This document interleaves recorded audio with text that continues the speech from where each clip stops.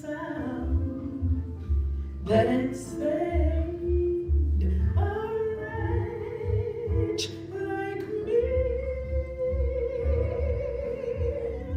You're here, I'm pleased, I really feel your company. Your style, your smile, your pace mentality. Lord, have mercy on me. I was blind, now I can see what a king's supposed to be.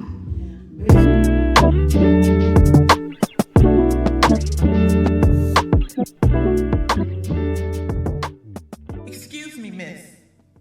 I was in the waiting room when you gave your testimony. And what I realized is that we have an enemy in common. While you were being called to the office again, I was being put out the only home I've ever known. While you were shaking with anxiety and fear over something no one ever wants to hear, I was shaking in dread. Because we all know what happens to little girls that have no home and no one to claim them. I think our souls passed each other by. See, my soul left me a long time ago in a dingy motel room, ripped away by brutal force. It fled, unable to find its way back home.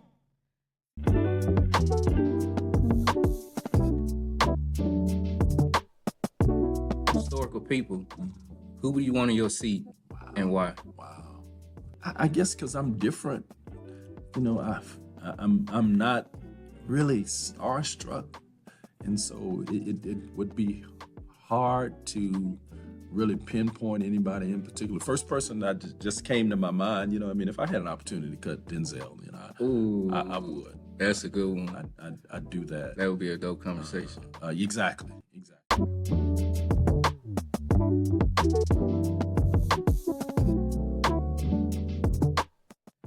How important is diversity in your work, considering you grew up in a bilingual, bicultural home? Yeah, I mean, I think it's very important. I think at this point, just in society, there's just so much diversity. You know, whether it be in language, whether it be in your upbringing, whether it be, you know, in whatever that is. And so I think growing up in, you know, a bilingual household as well as really a bicultural, despite the fact that, you know, my parents are you know, both of Hispanic descent, but growing up in two different cultures of, you know, very traditional values in the home and very different, and sometimes similar values, right, outside of the home, but in different ways, right? Yeah. And so,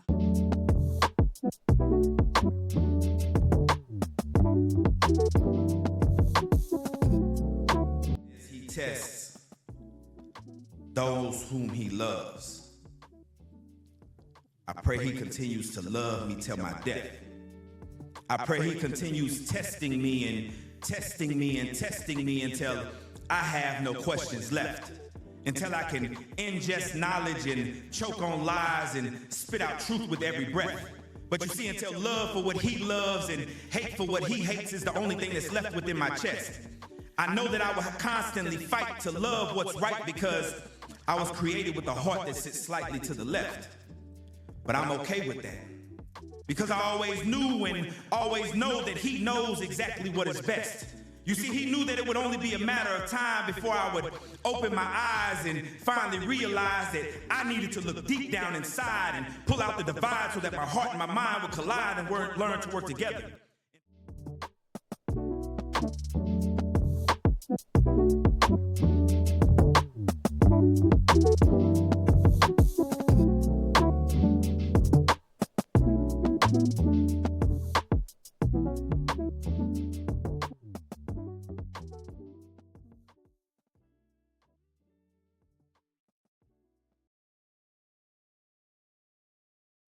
What's good? What's good? What's going on, my good people? We are back for another fire, inspiring, and impactful episodes. This is Ordinary Conversations with Extraordinary People. I have another amazing guest to my left, brother I had a chance to meet here recently at our senior decision day early this year at the Dickies Arena. And I just believe in the power of networking, man, just talking to people, getting to know people, and didn't realize that he was right up the street from us. And so I definitely had to bring him on the show. But without further ado, let's give him his introduction. He is a passionate educator, coach, and school administrator with over 25 years of K-12 experience. He spent time at David W. Carter High School as a special education teacher and football and track coach. He also has worn many hats such as campus leader, district project manager, and a ninth grade lead administrator for 4,500 student and 300 staff campus. He also serves as the proud principal of Uplift Ascend Middle School. And last but not least, he is a devoted husband and proud father of 2 boys. Online community, in-person family. Let's give a warm welcome to Mr. Alton Jackson. What's going on, man? Good, man. Thanks for inviting me. I appreciate it. I'm glad to be here. Yes, sir, man. You know, I had to bring you on from the last I've conversation. been fired up ever since. So just take a moment, just kind of walk us through. I know you're a man of many hats: education, leadership, husband, father. But walk us through who you were as a child and your upbringing. Man, I was a blessed kid, actually, man. Great dad, great mom. My mom was a school teacher. Yeah. So she's a retired school teacher. My dad worked 47 years in civil service. He was a machinist for Red River Army Depot, which is like an Army type base in Texarkana, Texas. I'm a country boy from East Texas. East Texas. Straight country. You know, I heard it was in the back. East Texas in the building. We actually live on like a farm ranch. Wow. Like, so my dad has cows. He always grew crops like watermelons, corn, tractors and stuff like that. Wow. And I'm a kid with allergies, so being out in the field was miserable, but you know, it's just my upbringing. Yeah. I had a great upbringing, spoiled kid. Only 2 things I never got as a kid, man, was a 4-wheeler and a trampoline. And I hit a tree on the 4-wheeler and I hurt my neck on somebody's trampoline. So my parents was always right. You don't need it, right? Born and raised in Mount Pleasant, Texas. Mount Pleasant. East Texas. Went to Mount Pleasant High School, graduated from there, had some great friends, great parents. My grandfather was a prominent preacher in town. Yeah. Everybody knew my grandma and my grandfather, Reverend L.C. Bell and Essie Lee Bell. My dad as well, and those just from a small town, people know you. Yeah. And so growing up, you couldn't do nothing wrong. Like, hey, I'm gonna tell your mama, hey, I'm gonna tell your dad. Yeah. So it was a blessing, and it's a guy named Willie Williams. They call him Red Williams. This was our middle school principal. Like in East Texas, he was the only black principal I ever knew. Wow. And so it was cool to become an administrator, because then I think about Mr. Williams. You know what I'm saying? Like, cool principal, man. Back in the day, we get paddling. You don't go to Mr. Williams' office for nothing. But just growing up, man, playing high school football and a lot of friends and going off to college, man. Just a country boy from East Texas, man. Just trying to lead some kids and some teachers. Yeah. You mentioned Mr. Willie Williams. Do you feel like he had an impact on your life in moving through this administrative field? It's without a doubt. I think in this business, when you're in leadership, you find people to model after. Like, you're not ready-made. I've been blessed to be under some great leaders. For instance, like my career started on a cold call. Like That's what I was going to. Yeah. It started on the cold call to Mike Zavuto at W.T. White High School. Funny thing about it, I used to coach Mount Pleasant High School when I was a kid. Wow. I dropped her name. Hey, you remember my cousin? Got an interview. He hired me as a long-term sub, and I coached varsity football. What a blessing, right? Wow. Next year, I'm working at Dallas Carter. I meet Freddie James. I'm working with Freddie James. He came in, we had a little issue. Freddie James is there, legendary coach. Wow. Next, I'm Marvin Sedbury, Alan Wilson. Like, the guy that I look at a lot is Alan Wilson. It's the first guy that I saw as a leader of men, how to run a program, successful 2-time state champion football coach at John Tyler, and in Paris. And I've always then I get into the business now that I'm in. Yeah. Everybody from Dr. Michael McFarland, superintendent in Crowley. I think he's the best superintendent in the state of Texas. Roosevelt Nivens, Chris Gilbert, one of my best friends, Lancaster High School. Now he's worked for University of Texas. Michael McDonald, Joseph Showell.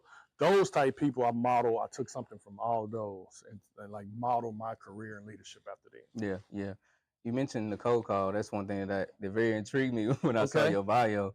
You think about cold calling. When you're calling somebody, it takes a certain skill set to be able to communicate, to be able to get somebody across and get your point across. So I've had the experience also with, Coca working in sales, having to get on the phone and make those calls and have that level of communication and influence and follow-up questions, all these different aspects of communication to make sure that they understand what I'm trying to get to them. So that was definitely intriguing to see that cold call literally changed the trajectory, of your life and meeting this dude. So moving forward, how is that relationship now with the guy that Man, called you? unfortunately, he passed away a few years ago, man. But when I left WT White, I was at Carter. We're still in the same district, Dallas ISD. You'll see him at a football game or a track meet or something, and we'll always laugh and talk. But it was always good to see him. But he's passed away a few years ago, which was a sad occasion. A guy that's been in the game that long is Mike Zavuto, and when he passed away, a lot of people were touched because a lot of people came off his tree, a Wow. coaching tree. Yeah. But he had passed away. But that cold call, I think they always say closed mouth don't get fed. I was working downtown, man, and illegal copying records. So now I'm pretty sure they're more technologically advanced. But I used to go to law firms and get briefs, and take the order. And I was the customer service rep, make sure everything they needed. Yeah. I was a sales trainee, so I get a little commission. But that was a hole in my, my skull. Like this, is this what I'm doing, man? I just went from college for 4 years. I'm doing this. Yeah. But I always wanted to. It was weird, man. My mom was a teacher. My cousins, my aunties, we all like education. I'm like, man, I need to be rich. Like I wanted to be like, remember Trading Spaces, the movie Eddie Murphy? Eddie Murphy. Yeah. I'm gonna be a stockbroker. But my heart just kept going to coaching. Wow. So I worked downtown, made that cold call, man, to Mike Zavuto, dropped my name of my cousin. I said, you coach my cousin in my place? Oh, okay. Come on over, let me meet you. We'll talk. He hired me on the spot, took me to the principal. Wow. And the rest is history. I'm sitting here with you now. Yeah. No, there's this, you mentioned working at a job and not, enjoying it. Like, man, I got to move on. This ain't working for me. Yeah. And so there's this quote by a business leader that I know, Dr. Darius Daniels, who says, the highest level of compensation is not money. The highest level of compensation is fulfillment. Because just because your bank account is full doesn't mean your heart is. 100% agree. Right. 100% agree. And so we got to get to a point to where we are fulfilled in what we're doing, because you can make all the money, but if you don't enjoy what you're doing and you just coming in day after day after day, eventually it's going to kill you. What gets you up in the morning? Yeah. You know what I'm saying? What gets you up? What do you go to bed thinking about? Yeah. What are your desires to change, to inspire? If it's not in there in that position you in, I'm not saying quit your job, Yeah. but I'm saying start exploring. Yeah. Because life is short in a sense of we have that window of opportunity. Yeah. And if it's something you want, go for it. Go seize the moment. Go try. Yeah. Because the worst thing you can tell you is, man, I thought about it, but ain't no buts in here. And I didn't want no comma to like, I thought about football coaching and all that, but no, I thought about football and this is what I did. Yeah. I thought, football, I love that game. And it got me sitting right here. Like my buddy always say, Mike McDonald told me, he said, hey, Jack, man, football fed our families. You know what I'm saying? Education has fed our families, So I've always, like, anytime people say something powerful, man, I always keep it, like, in my little toolkit over there. Yeah. I can attest to that, man. Even coming here, working at the library, got laid off for a job back in August of 2023 in warehouse. Worked at this company for over 10 years, blood, sweat, and tears to this company, and then you get laid off. Like, okay, what's next for me? What do I do now?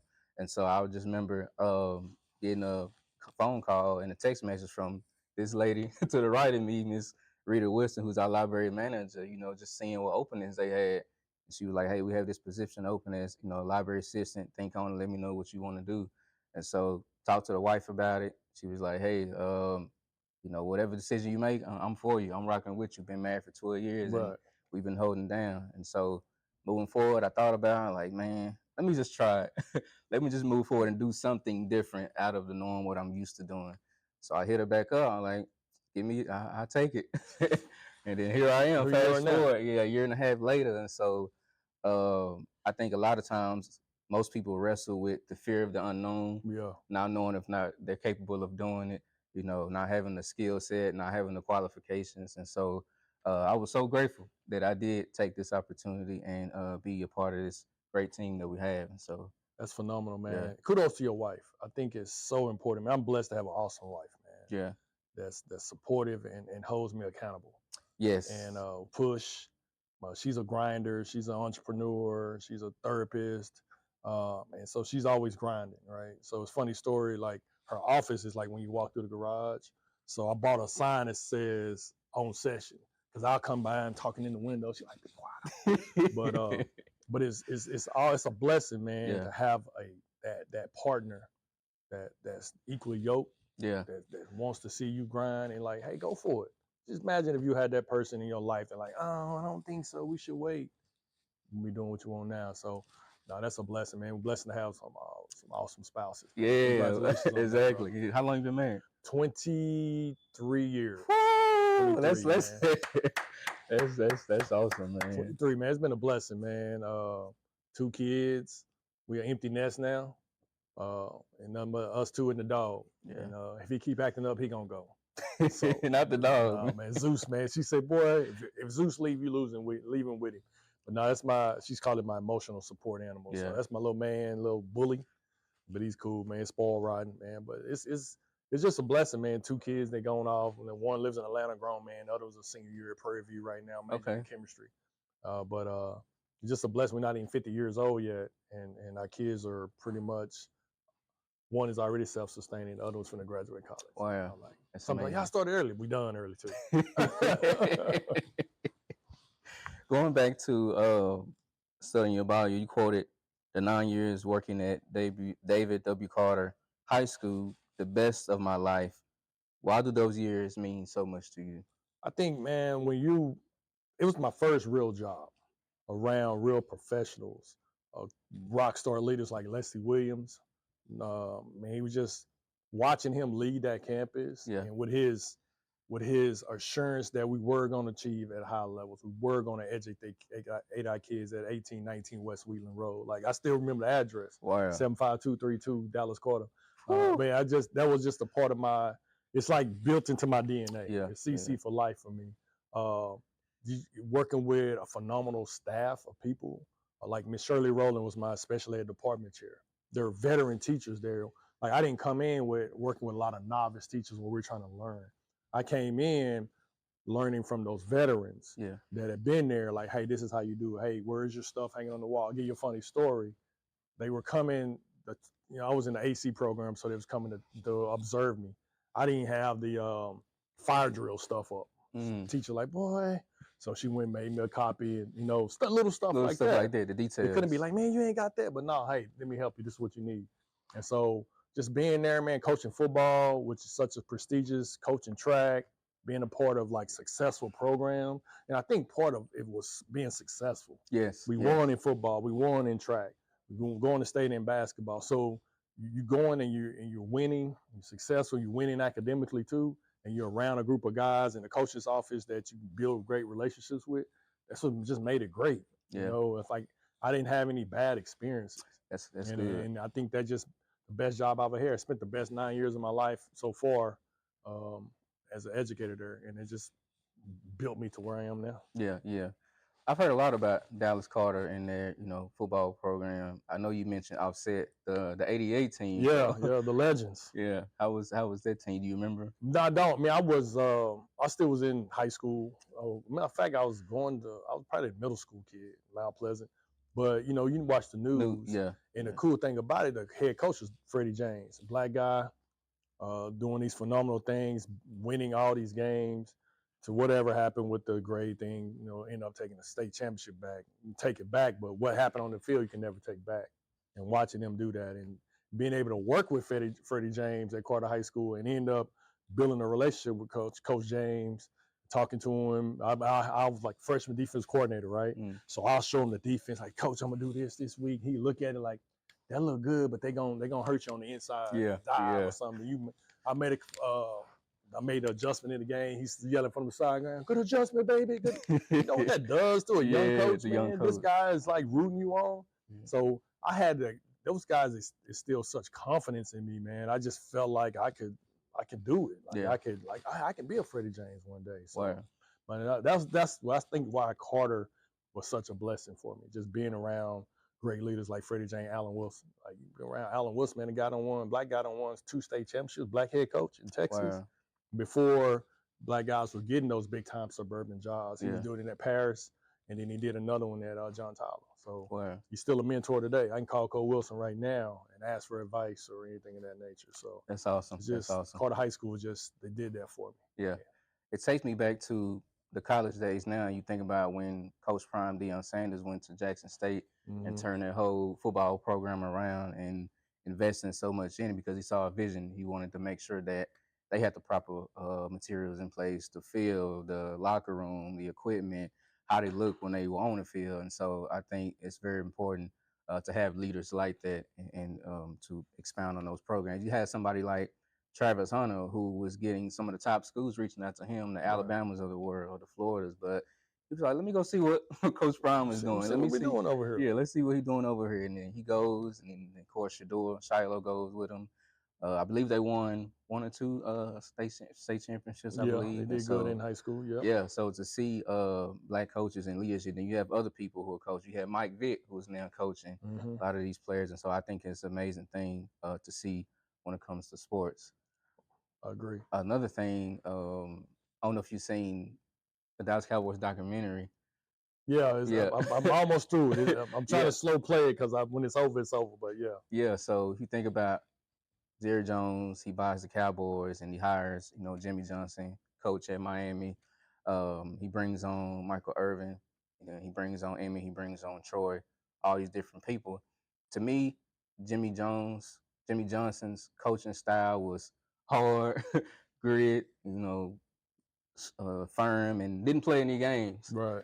So later on, he gets fired, and you see he brings on Barry Switzer, who he worked with as well. To me, Barry Switzer was more like a more lenient guy. I trust you to get the work done yourself. Yeah. I'm holding you accountable in that end. And so for you, being in this field and coaching young kids, how do you feel like your coaching style was to kids? Man, when I was first starting out as a coach, I was like a hard-nosed dude, but I love my kids. Yeah. We'd get on them because we had to be tough. Like, we were a physical football team. We're full contact in practice. Like, full contact, yeah, we full contact, take to the ground. Now, you couldn't hit guys like Michael Crabtree, Jarvis Phillips, the quarterback. Yeah. Can't hit them. But everybody else was free game. It wasn't to be punishment, but Coach Wilson always told us, this is how we play. We physical, so we're going to get all those soft tissue, little injuries out the way. Yeah. And all we know is physicality. And it showed on Friday nights. And all I see is football one way. Football is a physical game. Yes, it is. Like, you watch it this weekend and see colleges getting way more physical now. We're going back to that physicality like the SEC looks, like a Bama, like a Georgia, Yes, right? yes. And so that's the type of guy I was. Then as I matured in leadership, I couldn't be physical no more because now I'm dealing with like a kid emotionally. Right? I'm not dealing with a kid that chose to come play football. As a leader, and then I had to say, man, what is my leadership style? Who am I? So I look at myself as a versatile servant leader. Always gonna be a servant, but if I need to be a hammer today, or I need to be a turnaround guy tomorrow, or I need to be a compassionate, empathy principal the next day, I have the ability to mold myself or to vamp myself into each one of them. Yeah. I just got to be versatile because nowadays the situation calls for different situations. Like, I mean, you might have kids fighting and you got to go in there. You can't go in there. Hey guys, don't do that, right? Or you might have a teacher that lost a loved one. Yeah. I can't be that hard-nosed guy. I got to have empathy. Close the door. You're okay today. You need to use my office to sit there. I'll come to the class. Okay, thank you. What do I need to be? So versatility in this position is very, very important. Wow. You mentioned the empathy. One thing that Ryan Clark, we talked about him offset on the pivot. He always asks his brothers, how you doing? Are you okay? And do you need anything? And so as men, I think that's really, really important to make sure that we're checking on, our brothers, our young men, creating that space for us to be able to be vulnerable and to be open and transparent. Because there's this phrase that I created. When it comes to men specifically, we're taught to be Superman, but we're never taught to be Clark Kent. And what I mean is we're taught to put on this cape 365 days in a year, carry the world on our shoulders, provide and protect, but we're never really taught to show emotion. I agree. We're never really taught to be vulnerable and open up. We're taught to suppress things and just go on and say, hey, good job. But we're never taught to, have those things. And so you mentioning the empathy, I think is very, very critical. I learned something from one of my best friends named Braylon Lanier. He's a principal in Mansfield. He doesn't mind being emotional with his kids or with his son who just went off to college. Playing college football is just dope. It's one of my best friends. We talk every day. We're both in leadership, and we might talk about leadership. We might talk about kids. We might talk about spouses, love, whatever. Yeah. Like that dude right there is one of the best on the empathy part, the emotional piece, man. It's just dope. And like you say, like he believes in like those guys sharing that space, checking on you, making sure. Like I remember when I first became a principal, he called me. He said, "Man, are you on your way to work?" I said, "Yeah, I'm always like, man, I'm gonna pray for you right quick." Wow. Yeah, just just praying me like my new job. Like, and I said, man, I appreciate that. Wow. So he started a new job this year. I like, man, I'm gonna call you. Yeah, pray for you. Because if That's I think amazing. he did it, he modeled that for me. Yes. And like, I just one of my, so it's cool. I've been in the game a long time, but I still learning from different people. Yeah. And being empathetic and being caring and being emotional with your brothers, man, I think it's very, very important. Yes, very, very important. For you, how do you intentionally mentor young people who may not see their full potential yet? Because a lot of young men struggle with, am I good enough? Am I worthy? Can I accomplish this? So what is your strategies in mentoring young men who may not see their potential? I use a variety of ways. It just depends on the situation and the maturity of that person. But like now that I'm dealing with middle school kids, it's different from when I'm dealing with high school kids. So like say for instance, I'm dealing with a high school kid and you're a senior in high school. Say, bro, I call it a what now moment. Like when you walk across that stage, you're gonna have that moment saying, what am I doing now? Because from when you was 5 to you 18, you had to go to school. You had to be somewhere legally, whatever, get grades to pass. But once you graduate high school, you don't have to do nothing for the rest of your life, right? So I always want to talk to them about that what now moment. Wow. Because when they hand you that diploma, you walk down those steps, your mind should say, what am I do now? What am I do now? And we should already have a plan in place. Yes. And then I tell them, and it's like you're 18, does not mean that if you don't know what you want to do now, it's over. Try something. Like go to the military go to college, get your trade. It does not matter. Yeah. But you have to be able to do something to take care of yourself, right? And that's really it. And like making decisions, I tell people, tell my football players, don't make a decision that's going to affect your adulthood, right? Don't make a decision that can affect your adulthood.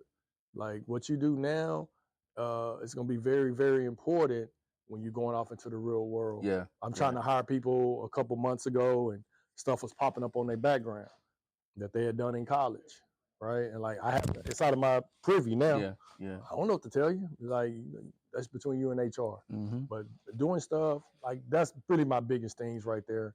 And then working with high school boys, those conversations take different routes. So that mindset. Yeah. And one of them saw me at the state game a couple years ago. He's like, man, I understood what you were saying now. Like, I wish I would have listened. Yeah. But you're all right. Just make a pivot and keep it moving. So, but that's just cool. I think that's the biggest thing about when you pour into someone, when they see you and they like, thank you. I understood what you were saying. Like, oh man, you heard that. You're talking to 100. If 5 heard, you won. Wow. You won. If you're talking to 100, 1 heard, you won. That's how I look at it. Wow, that's awesome. I want to go back a little bit, elaborate more on your journey making the transition as an assistant principal working at the elementary school in Terrell, Texas. This was crazy, man. So when I got my admin, me and my best friend, good friend of mine named Mike Jones, he's now the principal of Townview Law, one of the top 5 schools in the state of Texas. We coached together at Carter High School. Lockers, we sit just like this. Wow. What we gonna do? Gonna go be go try to be head coaches or go into admin? We're going to admin. Because back then, African-American males weren't getting good suburban jobs like you're seeing now. Like guys got North Forney or McKinney and stuff. Like it was usually inner city jobs. Nothing wrong with that, but we understood working in the city, the resources. So we like do admin. Like, he finished first, I finished second. I got a job offer, applying, nothing. This is why I think it's always, what you say, being connected to people. And one of my best friends, man, his name is Chris Gilbert. He was the head coach of Lancaster for a long time, phenomenal, best winning record in Lancaster, played for a state championship. Wow. Now he works for the University of Texas, like the special assistant to the head coach. That's my brother. I love that guy to death. Yeah. He's phenomenal. So he got the head job in Terrell, Texas. He called me, said, man, I can get you an interview at the high school for an AP job. My wife looked at me like, you better take it. So I didn't win that job, but I did good enough where she told the lady down the street at the elementary, Wow. hey, I met this young guy trying to be an administrator. And so she gave me an opportunity. Now, coming from inner city, Dallas Carter High School, to the rural Terrell, Texas, from dealing with kids from age 14 to 19 to 12 to 15 years old. They went up to about 6th grade. What's that, 14 probably? Yeah. It was the best thing ever happened to me, because then I had to change my whole perspective on how I interact with kids. Yeah. Now I got to interact with parents, elementary kid parents, right? Now I got to stay for bus duty, car duty. I got to make sure I got to give kids consequences. Best decision ever. And the lady, Miss Mackey, was the principal that hired me. Thank you, Miss Mackey. I appreciate that. Gave me the opportunity to make mistakes. Yeah. I'm gonna tell you how bad I was. Well, I didn't know. So she had to go to a meeting. She said, hey, go over the teacher handbook.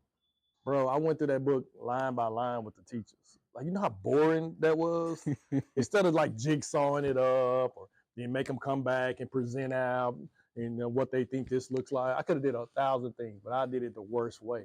But that was a learning experience for me.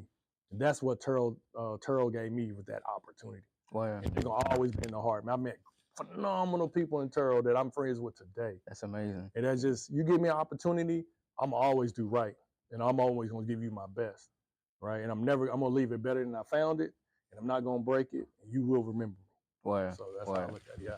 Wow. Terrell, Texas. Yes, Lord. Terrell, Texas. Yeah. That's amazing. Also, I noticed that you have experience as a special education teacher. I believe that's at Dallas Carter, right? We had another young lady, Crystal Thomas, who was a guest previously, who also worked as a special education teacher. So for you, what's one misconception about special education you wish more people understood in that field? That is not monolithic. Special ed is very, very, very diverse. You have kids that are the high achievers in the school, but they might have like a speech impediment early. Right. All the way down to my baby that probably gonna be in a wheelchair and getting tube fed for the rest of his life. Right. So it's very diverse. It takes a special kind of person to work in certain units. Everybody, I'm an inclusion teacher. I didn't ever work in a specialized unit. That's not my calling. My calling was to work with the kids in the classroom. Gotcha. So it's very diverse. We have rock star kids. And the biggest thing, man, parents love their child at the highest point when they're in special ed because they need to be protected. And our job is to ensure that those kids on that campus are protected and educated to the best of the highest of our ability.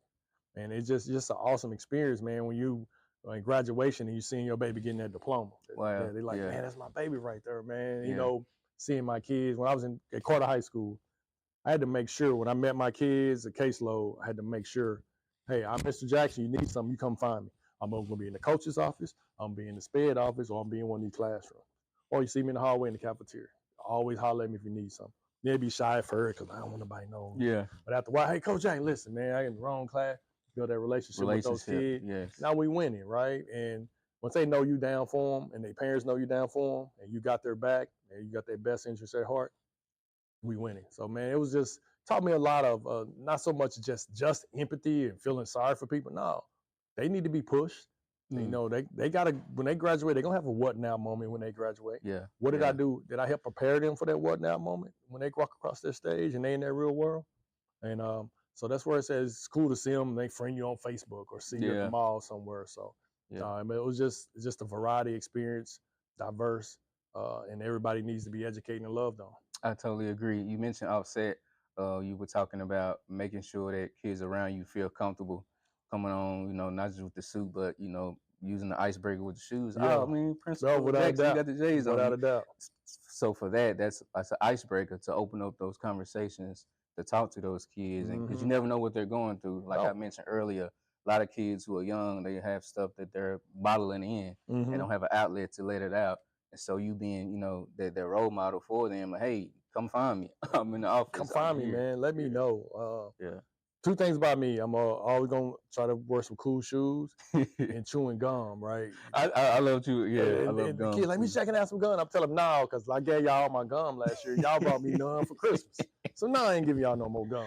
That's funny. Right? So no, man, it's the shoes is cool, man. I once again like seeing this guy named Neiman Ford when I worked at Bird Middle School. He's the shoe king. That dude always has some, but he just didn't wear Jordan. He'll have some dope Kobe's on. Yeah, variety he, of he stuff. was shoe Yeah. king. I was like, okay, you know, I'm trying to be my Cole Hunt. Yeah. I'm trying to be the principal.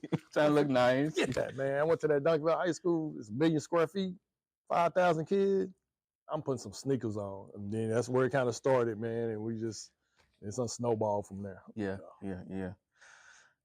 Talk about being the 9th grade lead administrator for a 4,500 student and 300 staff campus. What school? Where was this located? Duncanville High School. Duncanville. Man, it was a blessing. So when I got there, one of my best friends named Michael McDonald got the principal job at Duncanville High School. And he formed a phenomenal team. You know, I think when leadership in this business, when we have a great team, you have a great leader, you can move mountains, right? Yeah. And so first 2 years there, first 2 years, COVID was that first year. First 2 years there, I was with the sophomores. Me, Mr. Lanier, the guy I just told you about, a few others in the sophomore office. Built a relationship, was awesome. So next year, we had some people move, and he said, man, I want you to go to the freshman side, lead the freshman side. I'm like, Mike, you're like, freshman? You know? Like, bro, like, it's Duncanville High School. It's like 1,500 freshmen over there, you know? But it's not like a different school, but it's different. It's like a big hallway, and we got our own thing, own office, everything, own cafeteria, 2 gyms. For freshmen? For freshmen, 1,500. But that's how I saw it, man. This is what I told. So it was a blessing. I had 2 brand new administrators on my team, and one had already been administrator, Mr. Colbert, who's now the principal of Duncanville High School. Wow. This is dope. My boy Danny Colbert and Pablo Escobar, who's the elementary principal in Duncanville. Phenomenal leaders, right? But we always kind of knew they were new to Duncanville High School and all that. And so I said, man, I'll tell you what we're going to do. One, we're going to be the culture that we want. Like, we're going to create the culture for this we call it the west side. The freshman side is the west side. We're going to create our own culture, but we're going to be it. So, man, the first time there, man, I set a meeting with us and the counselors. So it was kind of weird because you have counselors, but you don't all work together, right? And when they first meeting, man, we built that phenomenal relationship. My girl, Miss Malone, love you, Miss Malone. She's awesome counselor. She's still there. We built that relationship that still stands today. And it was all off of like that vision. And we always talk about, we talked today about, you know, making it plain, stating the vision, making it plain. Write the vision, make it plain. And then we need everybody else to champion the vision. Once they champion the vision, you win it. Because they done internalize it and they say, yeah, you about what you say you about. Okay, we'll run through that wall for you. And so it was just dope, man. We ran that west side like it was our own school. We wanted to make sure nobody had to come over here for nothing. We had everything we needed. Wow. If y'all come over here, y'all just come to see it because y'all ain't seen us in 3 days because it's so big. And but that's how we did it, man. And 99% of those people off of that leadership team are principals now. Wow. You know what I'm saying? It was just like we all just together and we operate inside of Mike's vision for the campus, and we kind of did our own stuff over there. We create systems on our own. Wow. We just ran it like it was our own school. We see something we didn't like, we'll change how we leave. It's amazing seeing 1,000 kids leave lunch, right, through a hallway. That's too many people. Some park off in there, right? Hey, we half go out this door, half go out this door. Little stuff like that, little systems that we created that made it a safe and civil learning environment, man. That I think the teachers on that side appreciated us. Man, we won. It was winning. So 1,500 kids and mixed in with that 5,000. It's nothing like Duncanville High School is a city. It's a whole block. It's huge, man. We're very successful athletics, but they're successful academically too. Because we talked about winning academic championships. And we want to pair that along with the athletics. So now nobody can say, oh, they winning, but they ain't doing nothing academically. We winning academic championships also. And so that was we left a great foundation when we left. I think foundation is important. And we left it, man, and everybody now, they can build off of it. And seeing Danny Colbert take over now, he can build off of the stuff Mike McDonald put in place and what we did on the freshman side. He can take all that and cook it and make it all his. So I love it. I love it. You mentioned you all coming together now, most of the people being principals now. Mhm. You know, that goes back to also you mentioned the power of relationship, Without doubt. building those relationships with people, learning from people. Because there's a quote that says, if you're the smartest person in the room, you're in the wrong room. Better get out of there quickly. Yeah. Run. Yeah, so you got to have people who are more skilled, who are or higher do that, where you can learn from them, I agree. pull on them, and allow them to pour into you. That way you can be better, Without doubt. be the best version of yourself. And so for you, how do you empower your leadership team, teachers, and staff to lead, you know, from their various roles? Because that goes back to the coaching analogy. There's different pieces in order to make sure that the team is a well-oiled machine. So what do you use as far as your staff? The number one, man, I think you have to state a clear vision with your team. The vision has to be clear. Can't be kind of clear. Can't be, I think I know what he's talking about. No, be clear. Like when I came to Ascend Middle School, it was an F campus, right? So if people don't know what F means, that means you bottom of the barrel. You're not doing well academically at all. You don't get no lower than F, right? And so that was last year. This year we are a B campus. So we A, B, right? So A, B, C, D, F. So we went from F to a B in 1 year. Wow. Right? People are like, oh, that's amazing. phenomenal. You know, what did y'all do? Tell people all the time. One, I stated the vision very clearly. When I got there, I told them, I need y'all to grow my kids. I ain't talking about a whole lot of stuff. Now, what we're going to do, we're going to make sure we go to POCs. We're going to make sure we look at our data. We're going to make sure we hit interventions. We're not doing anything nobody else does. Pretty much everybody does that. But what I had was, I stated my vision. They internalized it, and then they championed the vision. Because I gave them opportunity to believe that what I said, I'm going to do. Like, and so I'm here to support you. Like I told them, I'm a bulldozer. Right? Y'all go teach, I bulldoze everything else. What y'all need to make sure that y'all are successful. Make sure I clear the path and my teachers have exactly what they need to go in. I'm also blessed. Like I don't have a campus full of novice teachers. I have a campus full of rock stars. You know, 4 of them are already TIA certified. Well, TIA is like through the state of Texas. That means these teachers are some of the tops in the state. Yes. So they got 4 of them on campus. And then I don't have those novice teachers in major tested subjects. So now we're going to win. I ain't got time to like, now we got to teach this teacher how to teach. No, they're off and running. They're off and running. They're helping the other teachers. That's good. And so my job was to champion that. I mean, to articulate the vision, champion it, and support my teachers. They're like, oh, you held them accountable. Not everybody holds people accountable. If I got to go and hold you accountable every day, this probably ain't the place for you, right? This ain't the place for you. We can't win because we got kids' life at stake. Yeah, real simple. And so that's kind of, we got the machine running. And then people believe in like, yeah, grow these kids. They take it personal. Yeah. And then they'll tell you today, teacher told me today, see, Mr. Jackson, when I interview with you, you said you're going to support me. And that's exactly what you're doing. So be a man of your word. I got you. All right. Yeah. Like if I tell you I'm going to be your support and I just need you to grow my kids, and then you make sure you let me know what's going on. If something is kind of shaky, then I'll take care of you. I love it. And so now be a man of your word, state your vision, make it clear, and then go win it. Yeah. And go win it. So that's what we're doing. And we're trying to go get an A. We want to be an A campus. Yes. And now everybody can go on a book tour. Yeah. Start talking about it or talking to her or something. But that's it. It's not complex. Yeah. I believe in playing fast. If I give you too much stuff to think about, you're not playing. And I'm simple, so my teachers can be exotic. Right? Elaborate. So if I'm asking my teachers to do 7,000 instructional strategies, right? Now, what are they thinking? How to get all these instructional strategies? And Mr. Jackson walked through my class. But now we're going to be basic. I'm telling you to do the basic stuff. I keep hitting this mic, my bad. I'm going to tell you to do the basic stuff, right? All right. Small groups, right? We all going to pull small groups. Yes. All right. Make sure you have your exemplars. I need to know, I need to know, and students need to know what mastery looks like. Okay. Intervention. Like when my kids are not getting it, what are we doing? What if my kids are already rocking? How are we pushing those higher? Like little basic stuff, right? Yeah. Now you get to be exotic. For instance, I have a rock star teacher named Ms. Warner. Right about a week or two before start, she said she wanted to do a glow party. I'm thinking a glow party, like the glow stick. She said, no, it's gonna be like our writing thing they do, and it's like we do this 4 square strategy, and we'll have this like glow in the dark paper. I said, okay, give them the secretary, order what you need, bro. Came in there, it was phenomenal. Wow. Like you got all these the glow in the dark paper. The room has got those black lights in it, so everything's lit up. Yeah. I don't know if she made the neon sign, like we glow or something, but it was just awesome seeing her, just her writing strategy, Foursquare writing strategy, but when glowing in the dark, right? Exotic. Wow. I'm simple, so you can be exotic. I like that. I love it. So you mentioned the growth going from an F to B. This is at Ascend, correct? Ascend Middle School, yes, sir. Right. So what strategies have helped improve student achievement and growth on your campus? What strategies have you used to make sure that you've achieved that growth? The power of the PLC, the professional learning community. And I think it's very important that teachers get together in a room, look at scholar data, look at scholar work, and make real-time adjustments. Mhm. All right, looking at test data, map data. Map is kind of where you test to see what level they're on. Yeah.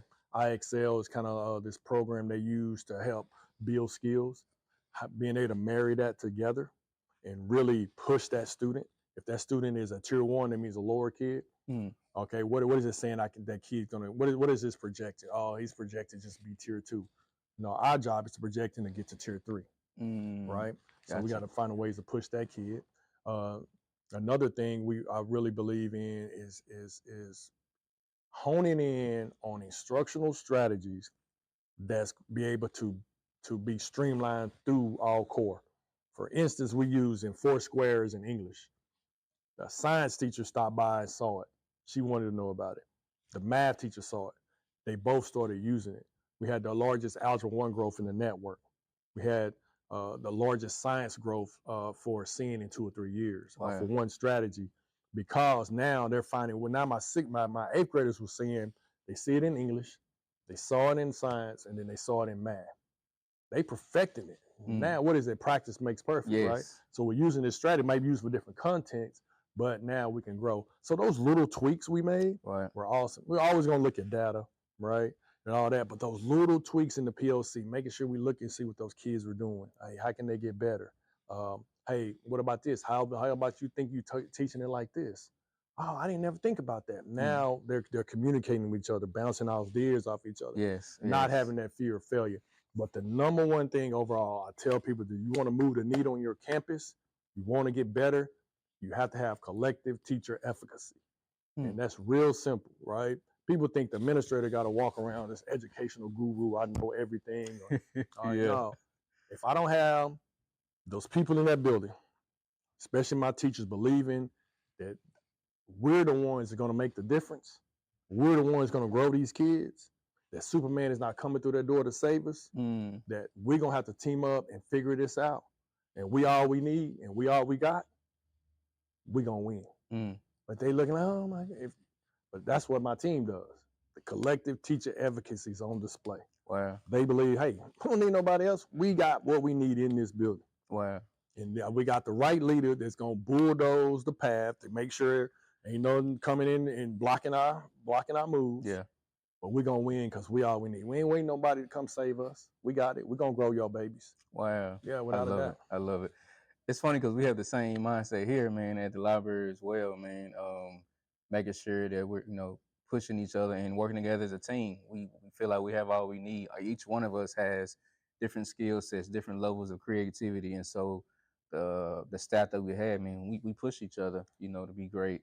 And we've seen it 2 years in a row. We've got the Excellence of Achievement Award 2 years in a row. Now we winning. Michael, our executive director, got Librarian of the Year. And so he always try to shy away from him, but we push him like, bro, it's not an understatement. Like, you did the work, man. I don't think people understand, man. Like, when you achieve and you do well, like, people say, oh, you did well. Now we got stuff to show you we did well. Like, we got Library of the Year. We got the Excellence Award. I got 4 teachers at TIA certified. Like, no, like, look at their stuff. We went from an F to a B. I didn't go from an F to a B. We went from F to a B. And you never will hear me say I. Like, my teachers did that. Wow. And it was just, and they were like so happy. Now that, you know what, they ain't like, oh, we good now. Ms. Jackson, how we gonna go get this A? That's the mindset. That's what I want to hear. Yeah. Right? So Monday, I got a guy coming in and show him how we're gonna go from B to A. Yeah. Like, I ain't sitting back like I know everything. I gotta find other people to come in and keep sharpening that tool. Keep sharpening that tool. Yeah. Congratulations on your library. Yeah, man. Doing I got Forest Hill. Yeah. Doing big things for Forest Hill. Yes, I love it. Yeah. It takes me back. I know you're a sports guy and you coach. It takes me back to a post-game interview that Kobe had one day. I believe it was in the playoffs, and they were up 2-0, and they were asking him, "Are you satisfied?" And you could see this real strong look on his face. He was like, "No, I'm not satisfied." And they was like, "Why?" He's like, "Have I won the chip yet?" They was like, "No, okay, well, I'm not done yet." Love that. And so, yeah, that's the mindset I to love have, that. always moving forward. I'm glad you mentioned Kobe. So it's hard for me to get behind mission statements. I believe in them, but I'll forget them. Yeah. Right. And so I was like, what do I do? So my best friend is Chris Gilbert at Lancaster. He's had this thing called Freight Train coming, like mantras for his team. And I was like, oh, I love that no flinch. You got that no flinch from Kobe. Remember when Matt Barnes did it like I that? remember that. Flinch? Yeah, I He said, remember we that. no flinch. So I'm like, that's dope. Like when I become a principal, I want something. So I used to always say move the needle. I don't even know where I got I it saw from. it in your bio. But Yeah. move the needle, right? So last year, everything's move the needle. And people are like, oh my God, move the needle. It's annoying. But my teachers, they know what it takes to move the needle. They move the needle from F to B, right? To be. So I said, okay, how do I add to move the needle? So this year, I'm hanging out at UT with my boy, and they have like a Kobe saying, like a mama mentality all on there. But the word was in there called relentless. Yes, I seen was that like, too. We're going to be relentless. And so that's what I came with this year. We're going to move the needle, but everything else, we're going to be relentless behind this. And so that's kind of what we're doing now. Like, yeah, we moved the needle. We went from F to a B, but we have to be more relentless this year. Like, now that's what I'm trying to get through now. Like, relentless in the hallway. Like, I see too many kids running around. What we doing? We're not relentless right now. We're here, but we just existing. But now we're going to be relentless when we're in PLC. We're going to be relentless when we look at them exemplars. We're going to be relentless when y'all like digesting your curriculum.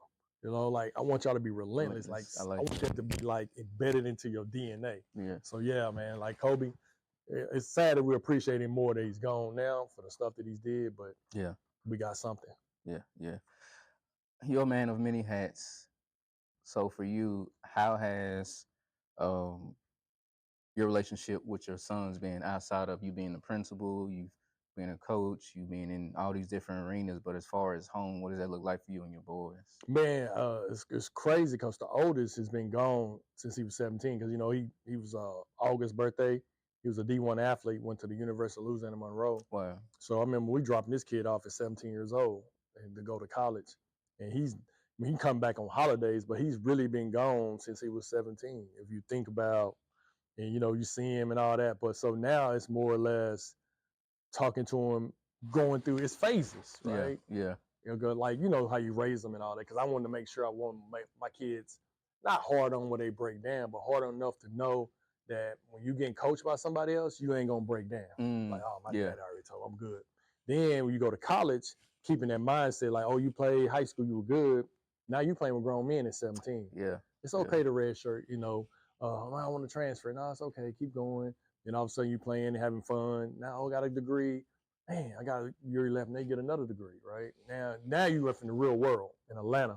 So the conversations are different now. Business, how you operate in corporate America, how you move, just seeing him grow in that role and loving what he's doing. Like a kid is real passionate about being works in the insurance industry, and he's real passionate about being a broker, underwriter, stuff I don't understand. But so now that conversation is totally different. Yeah, totally different. Now conversation about bills. Oh, you know, you grown now. You got bills. Like, oh man, you know, so it's stuff like that. Yeah. The youngest, seeing that he's going into his senior year, like that mindset of preparing yourself for your what's next. When you graduate in May, like what's next? Yeah, what's next? And so those conversations are different. But in the end, man, I believe me and my wife and I have instilled in them the character, the work ethic, the grit, the grind, the determination to be successful. Right? You ain't gonna fold. You know, you're not one of those kids that can't do it because you don't have any examples of non-doers. Yeah. You know, you have examples of some pretty successful individuals. Yeah. Your uncles are successful, your auntie, your mom, your dad. Look at your brothers, your cousins. So you've been around people that's been getting it, right? So like, you see these people ain't getting it. Which one you want? You know, so it's that. It's not, you know, like we're there for them, love whatever they need, that type kids. But I want you to know, man, you got to go get it. Got to go get it. Yeah. So, you mentioned got to be relentless. Got to be relentless about this business, man. And I'm excited to see With the youngest name is Xavier, because he's laid back, but he's smart and made the dean's list at PV, stuff like that. But I say laid back, but very get into like a debate with him. You'd be like, man, where you get that from? Yeah. So it's cool. So I was like, oh, he gonna be okay. Yeah. Before we move on to my favorite segment of the show, do you feel like your sons chose to play sports or become athlete because of their pops being in this field, or is it something that they had a heart to already do? Man, I think it's both. Yeah. Being a coach, you want to get your kids involved in something creative, and it was, and great story, man. Both of them played viola in elementary. They went to school in Arlington. They had the viola violins in elementary, so we made sure they did something like that. Also, the arts piece. We made sure as they were growing up, they went to college for kids with Tarrant County Community College. They always went to college for kids, and so our goal was always to raise well-rounded kids. So my motto was God, books, ball. Right? I love it. God, books, ball, we winning. And so we weren't raising no dumb jocks. Weren't raising no one trick ponies, but some well-rounded kids. I love it. When college for kids, you take 2 fun, 2 academics. You had viola growing up, and then you had your athletics. And the oldest, man, this kid played select basketball, football, played select basketball and baseball at the same time when he was young. People like, oh my God, that's too much. He'll choose as he gets older. As he gets older. But I want to make sure he enjoys everything and he has to make a choice. Yeah. The youngest didn't play baseball, but he played like YMCA basketball.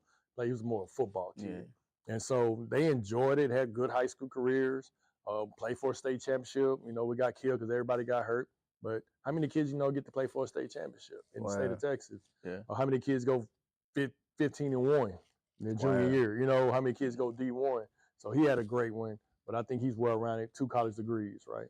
The youngest, they wasn't as good in high school on the same team, same in Lake Ridge High School, but he had a good little high school career, went off to PV, enjoying it, he loves it. Yeah. And so none of them say, man, I wish I would have. They probably have some, but it's nothing. I think me and my life, my wife and I didn't leave any stones unturned raising them.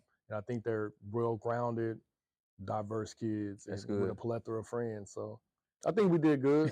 Yeah. Now, it's funny you mentioned allowing them to have options in regards to what they choose to do in life, because you have some parents that will try to force the kid, okay, I want you to play soccer, I want you to play tennis, I want you to play baseball, and they get into it and they really don't enjoy it. So I'm glad that you mentioned that, having an ability to give them options, and as they get older, they're like, okay, I do enjoy this. And if they choose to do that, the parents support them. Right there. And they feed those resources and make sure that they have that. So I think the blessing for us was AAU. I mean, you can see back when we were playing AAU, kids bouncing around from team to team.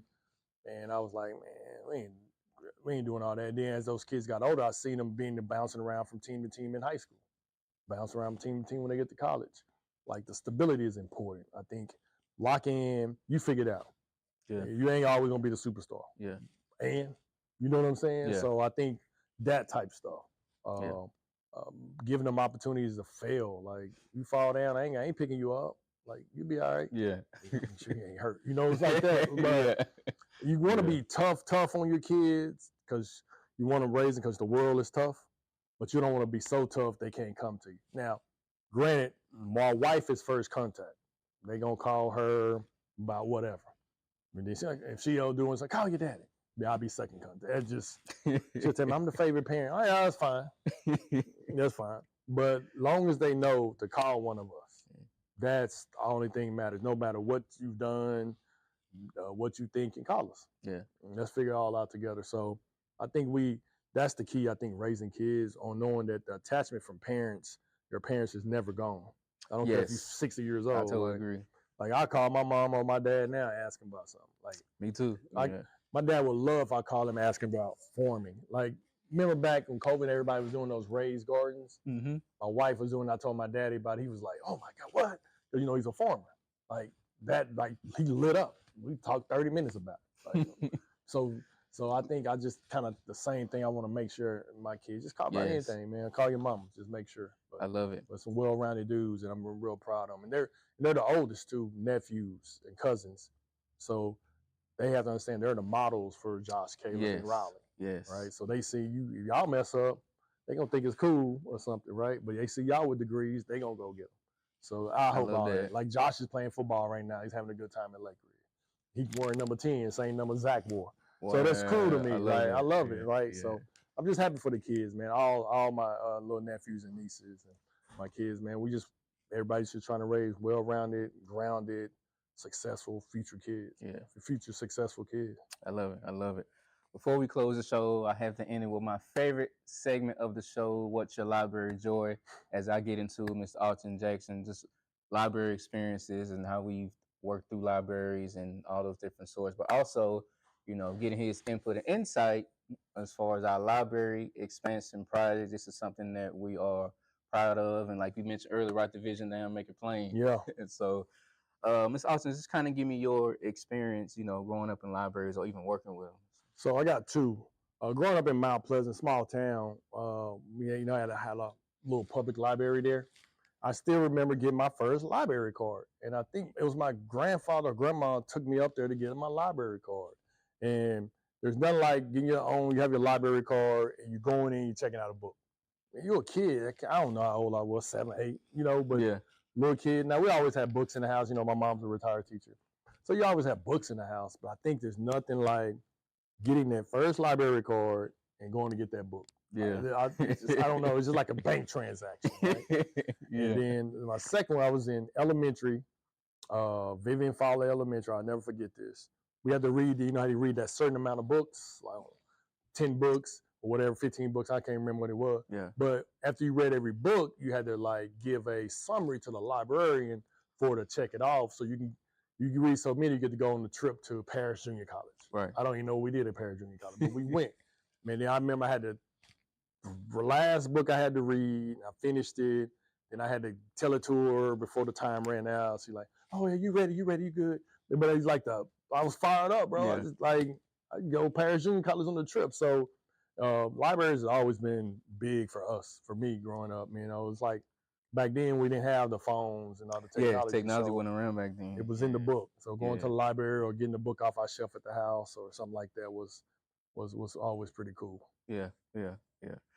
For me, and I've shared this before, my recent library experience is actually here. Okay. Yeah, coming here, man, last year and understanding some of the innovative programs and different things that we were doing. In my mind, I was always thinking, okay, you go to the library, check out a book, maybe do a print, a fax, the basic stuff. Mm-hmm. So when I came aboard last year, I had no idea that, this library was doing these innovative programs for our STEM programs, from the teen cooking camp that we've done as a success to some of our adult programming, our mocktails and music. We bring in different artists, Okay. give them a platform, okay. to share, whether it be rap, singing, whatever the case may be, and just putting things in place and making sure that we have an ear to the community. What does the community need? And if there's a need, it's our job to make sure that we meet it to the best of our ability. And so, I've had an amazing ride, amazing journey working here, man. It's also pushed me to read more too. Yep. Man, you talked off set, man, reading, getting in the habit of reading those hard copies, or sometimes, turning your car into a classroom and turning on an audio book. And so it's definitely been amazing. Now, before I close, I know I showed you our beautiful displays over there. And so from what you've seen, from what you looked at, what would you be, I guess, more excited to see in regards to some of our new additions? Man, I like anything to be built for the community. And I think what y'all are doing for Forest Hill is building a hub for the community. Y'all are building a true hub for this community. And the size of that, what I think is going to be a good size, the community room or the multi-purpose room. Yes. So when you have some of those, that means people can come in, rent it out, and you got more people coming into your library, more people using your space. That means more people are going to start telling other people about what the great things are going on in Forest Hill. I agree. But I think the coolest thing I saw on that, I've never seen this before, was the drive-through book drop-off. It does not get any better than that. You're not going through Starbucks or Shipley's Donuts. You're going to drop off your book drive-through. And I think that's just phenomenal. I think that'd be like little kids now they can hand it out the window. Yeah, you know? yeah, I like So, yeah. but I just think it's just phenomenal that the investment that Forest Hill is putting into the public library, and to make it what y'all about to make it, it's going to be awesome. It's gonna add something to the heart of here on Forest Hill too. Yes, I totally without agree. a doubt. Without Yeah. a doubt. Forest Hill Drive. This is going to be like our staple Yes. here, and we're gonna be popping right here on Forest Hill with our big pretty library. Yes, Yeah, we call it the Library on the Hill. Yeah, Library Hill. I love it. Library on the Hill. I love that. That's a good play on it. I love it. Literally. Yeah, I'm definitely excited too about the multi-purpose room. Gives us the flexibility to have multiple programs going on at one time, and also the space. So I'm definitely excited about that. I'm also excited about what the outside will look like. I don't know if you noticed the ranch style. Yep. Yeah, when people pull in, and so appearance is everything. Hey, without a doubt. First impression is everything. This ain't no born dominium. You know, like y'all they're putting time and effort to make the aesthetics look good. Yes. When they look good on the outside, people want to come on. People want to come on the inside. I totally agree. I agree. Yes. Well, it's that's the close on the show, man. I appreciate it. Man, it's already over. We just chopping it up, you know, how it was, and I met you, man. It was just like a great conversation. Same thing. I was telling my wife, I met him last year at Senior Decision Day. We just started laughing and talking. Yeah. So you're always talking to people. I'm like, yeah. But this has been a blessing, man. And I really appreciate the invite. And I was like, oh, man, he done forgot about me. Nah, I promise. He sent me that email, like, yeah. But it's been exciting. Yeah. And I think the partnership that we have between us and CN Middle School is going to be phenomenal. And I appreciate sitting here and chopping up with you. And I hope this goes viral. That's funny. Y'all heard it best from Mr. Alton Jackson, the principal of Uplift Ascend, literally right up the street from us. This is Ordinary Conversations with extraordinary people. And I believe we had an extraordinary conversation. I do too. On today. Today was great, man. Y'all continue to tune in. We will be right back here next week at 12 p.m. with Dr. Tanya Cunningham. I'm definitely excited to have her on the show next week, man. And so y'all stay tuned. We'll see y'all next week. Peace.